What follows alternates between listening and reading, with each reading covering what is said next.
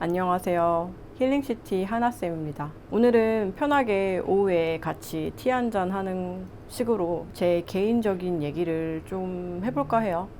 궁금하신지 모르겠지만. 사람마다 도전 되게 잘하는 사람 있잖아요. 어떤 사람은 도전이 정말 쉽고 어떤 사람은 도전하기가 너무 힘들죠. 저는 어렸을 때부터 다행히 도전하는 게 굉장히 쉬웠던 사람이었던 것 같아요. 보통은 사람들이 있는 기회는 잘 잡아요. 어떤 것이 구체적인 직업이 있다. 그러면 그걸 가서 잡는 거, 준비하는 거, 그건 되게 잘하는 것 같아요. 근데 내가 하고 싶은 게 있는데 그게 없어. 그럴 경우에는 굉장히 많이 포기를 하거든요. 근데 저는 좀 태생적으로 뭐 없으면 만들어 하면 되는 거 아닌가?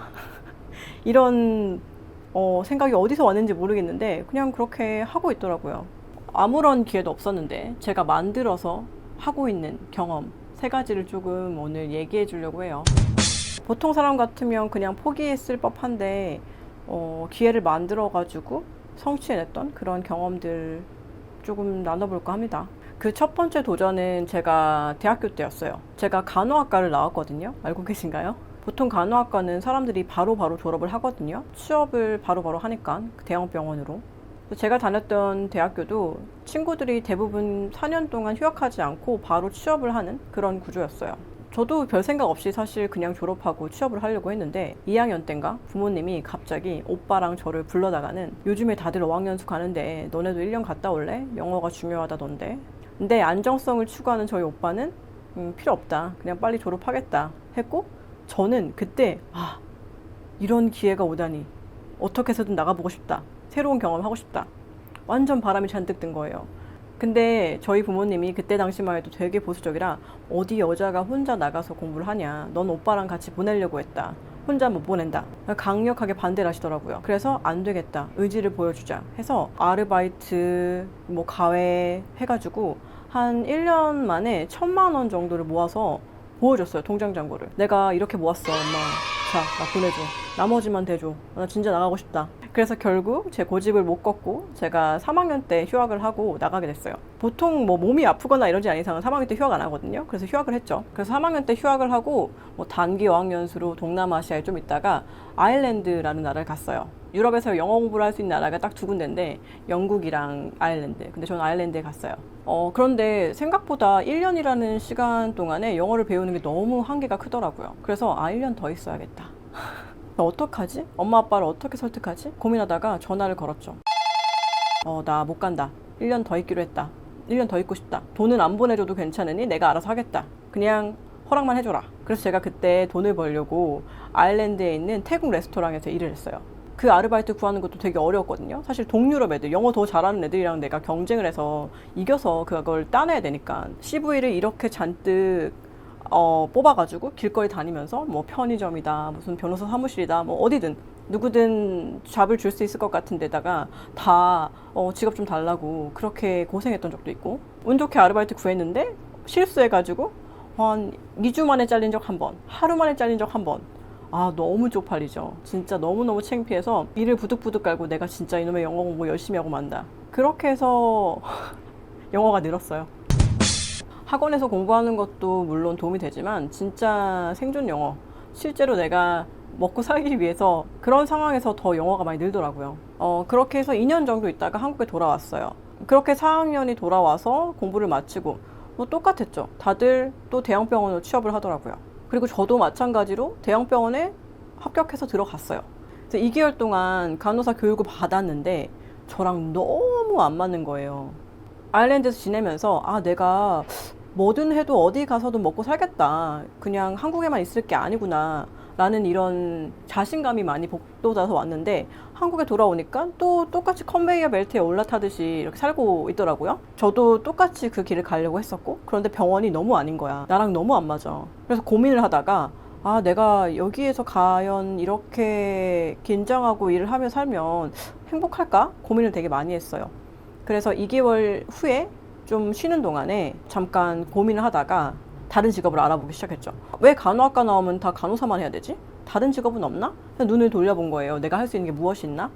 그렇게 이것저것 알아보던 중에 제약회사에서 CRA, 임상시험을 모니터하는 그런 직업이 있더라고요. 정말 운 좋게 제가 마침 찾아봤을 때 유한양행이라는 회사에서 공고가 떴고 딱 한 명 뽑았어요, 그때.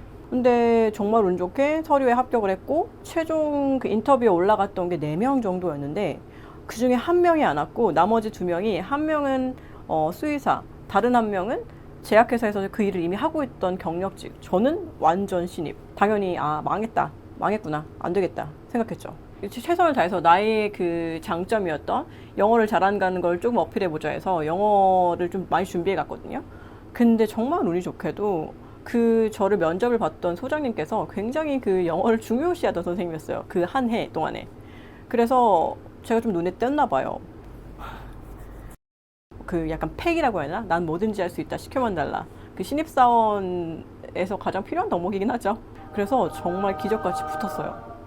그리고 제가 그걸 합격하고 나서 너무 신이 나가지고 대학교 돌아가서 저희 교수님한테 한번 얘기를 한던 적이 있었는데, 이런 경우는 거의 처음이다. 졸업하면 대부분 다 간호사 되는데 너 정말 특이하다 라고 얘기를 들어서 정말 기분이 좋았었죠, 그때. 그렇게 제약회사 생활을 시작했어요. 처음엔 너무 재밌었죠.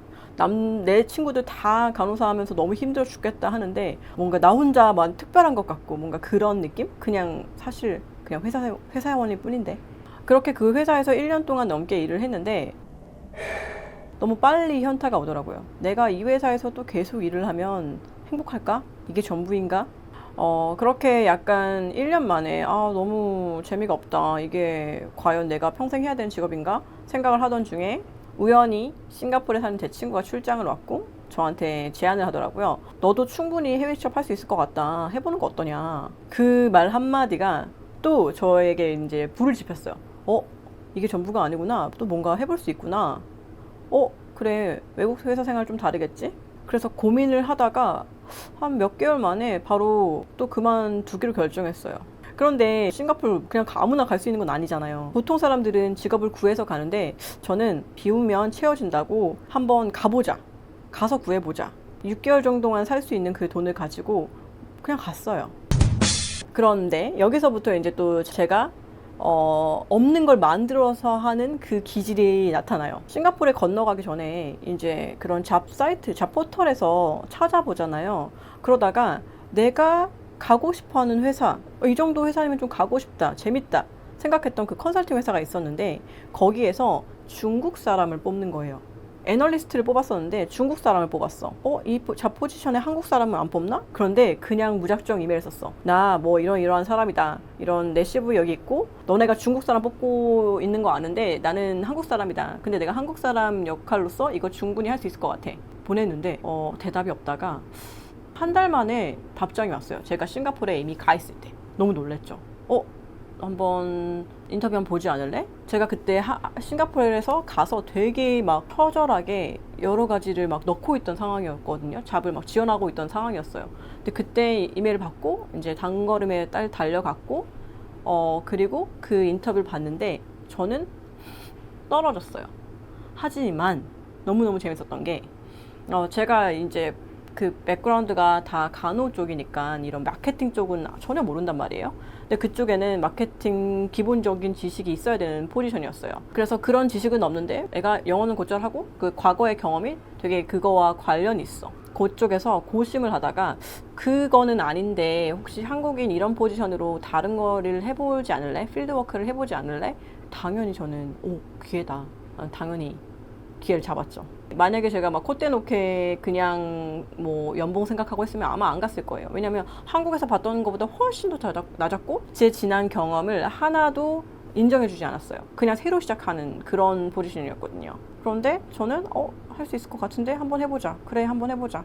다시 처음부터 해보자. 들어갔죠. 진짜 원하는 게 있으면 그게 나한테는 그림이 있잖아요. 그러면 그거를 한번 만들어 볼 생각으로 어딘가에도 도전해보는 거 참 좋은 것 같아요. 저의 경험에 있어서는요. 안 되면 아님 말고 딴 거 하면 되지. 이것만 길인가? 지금도 저는 그래, 아님 말고 이거 되게 많이 하는 말이거든요.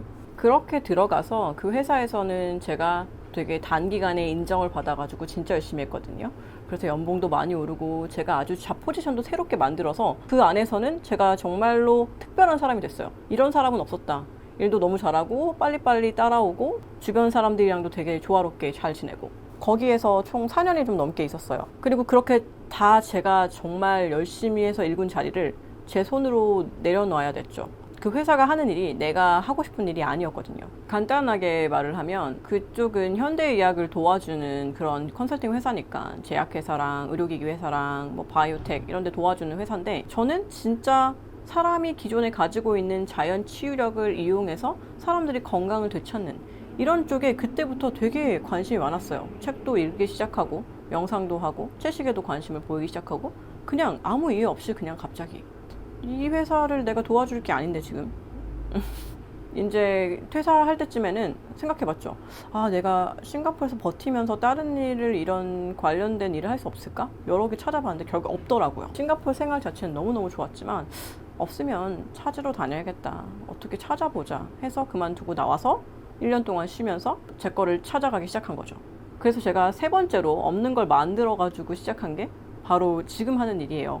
도시에서 열심히 일하면서 성공 가도를 달리는 사람들이 하루아침에 건강 때문에 발목 잡혀서 무너지는 일이 좀 없었으면 좋겠다. 그런 걸 너무 많이 봤거든요. 후회하고 정말로 그러다가 생을 마감하기도 하고 그런 것들이 너무 안타깝게 느껴져서 그런 사람들을 좀 붙잡아다가 자, 너 계속 이렇게 달리면 정말로 이러다가 큰일 난다. 일로 와. 이쪽으로 가서 조금 건강하게 살자. 건강을 건강할 때 지키자. 그런 일을 하고 싶었는데 먹는 것도 자는 것도 생각하는 것도 감정관리도 운동하는 거 다 중요한데 이걸 통합적으로 알려주는 그런 교육기관? 그런 건 없는 거예요. 왜 없지? 이렇게 중요한 걸? 아무도 안 하는 거 그러면 내가 한번 만들어 볼까? 그래서 사실 퇴사하고 나서 회사를 만들 생각이 아니었는데 어떻게 하다 보니까 제가 이렇게 만들어서 하고 사람을 모아서 뭔가 교육을 하고 코칭을 하고 또 사람들 좋아지는 거 보니까 기쁘고 그렇게 어떻게 하다 보니까 3년이 지났네요. 그래서 제가 제일 잘하는 게 특기가 없는 거 만들어서 하기. 좋아하는 게 있으면 없으면 만들어서 하기. 그건 진짜 잘하는 것 같아요. 그리고 그 와중에 되게 여러 가지 스토리가 생기고 여기서 또 끝이 아니라 새로운 도전을 하려고 생각하고 있고 왜 한국에는 이런 게 없을까? 왜 해외는 이렇게 잘 돼 있는데 왜 한국에는 이게 없지? 이게 너무 안타깝더라고요. 그래서 그냥 제가 오늘 뭐 주저리 제 얘기를 해봤는데 해드리고 싶은 말은 뭔가 하고 싶은 게 있는데 그런 걸 하는 사람이 없어. 혹은 그런 게 뭔지도 몰라 사람들이. 그러면 그냥 조금 만들어 볼 수도 있는 거 아닌가? 내가 그냥 만들면 되지 않나? 어떻게 보면 예술가들이 그런 활동을 하는 것 같은데 꼭 그게 그림이나던가 음악에 국한되지 않고 사람들을 도울 수 있는 일 혹은 그냥 어떠한 일에도 접목시킬 수 있지 않을까. 이것도 예술 활동 아닌가? 그렇게 생각해요. 아무도 기존에 하지 않았던 새로운 비즈니스 모델을 만드는 게 또 예술가 활동이다. 비즈니스에서 예술이다. 제 인생이 어떻게 흘러갈지는 아무것도 알 수 있는 게 없지만 하고 싶은 일을 어떻게 해서든지 찾아서 하고 있다는 게 스스로는 대견스럽고 할 수 있는 환경이 주어지면 감사하고 그러거든요. 뭔가 주류를 따라서 그냥 갔다면 당연히 중간에 휴학을 하고 아일랜드를 가지도 않았을 거고 또 중간에 간호사 안 하고 제약회사로 가지 않았을 것이며 잘 다니던 제약회사 그만두고 해외에 있는 회사를 가지도 않았을 거고 또 중간에 정말 잘 만들어 놓은 제 포지션을 내려놓고 새로운 일을 찾으러 가지도 않았을 거잖아요. 왜냐면 항상 있는 자리에서 사람들은 모두가 나한테 얘기했어요. 야, 너 진짜 그거 괜찮다. 그 직업 진짜 괜찮은 것 같아. 너 그냥 되게 잘하고 있는 것 같아. 아깝다고 생각하는 걸 놓는 게 굉장히 어렵다고 생각하는데요. 많은 사람들이. 그래서 새로운 걸 못 잡죠. 근데 저는 그런 분들이 저한테 올 때마다 얘기해 주는 게 있어요. 너가 한 번 잡았던 거는 너가 그걸 가질 능력이 됐기 때문에 잡을 수 있었던 거야. 그러니까 놓친다고 해서 다시 너한테 안 올 것들이 아니다. 그러니까 그냥 놓아도 괜찮다. 정말 그런 멋진 분들이거든요. 그래서 뭔가 내가 가지고 있는 걸 뺏길까 봐 두렵다. 그러시다면 한번 놓아보세요. 생각보다 뭘 이렇게 움켜쥐고 있던 걸 놓는다고 해서 큰일이 나거나 하지 않거든요. 사실 비웠을 때 더 잘 채워지더라고요. 이건 제가 저한테 스스로 항상 하는 말이기도 해요. 그냥 욕심 비우자. 그냥 비우면 채워진다. 잘 되려고 하는 마음 내려놓자. 제가 지금 30대 중반밖에 안 됐는데 이렇게 누군가에게 할 이야기, 내 인생 스토리가 있다는 것도 되게 감사하고 즐거운 일인 것 같아요. 앞으로는 더 재밌는 일들이 있을 거라 기대하고 궁금하고 저조차도 제가 어떻게 될지 너무 궁금합니다. 그래서 오늘 그냥 제가 하고 싶었던 말은 하고 싶은 일이 있으면 그냥 만들어서 해보자. 없으면 안 보일 것 같으면 내가 만들어 볼 수 있다. 그 도전하는 것 자체가 굉장히 큰 용기고 또 나라는 사람을 발견하는 그 과정이 아닐까? 그렇게 생각해요. 뭐 그 과정이 나를 찾아가는 과정이 되게 불안하고 불확실하고 답답하고 그럴 수 있죠. 저도 그러거든요. 큰 거를 해보라고 하진 않겠지만 작은 도전이라도 한 가지 해보고 그 전과 그 후에 내가 어떻게 달리 느껴지는지 한번 꼭 경험해 보셨으면 좋겠어요. 그게 어떤 거든 간에요. 오늘 이야기가 좀 재밌었다면 좋아요, 구독 눌러주시고요. 오늘도 나를 더 아껴주는 하루 되세요. 감사합니다. 재밌었을까? 오늘 얘기가 재밌었다면 또 여러 가지 얘기가 있으니까 다음에 한번 해볼게요.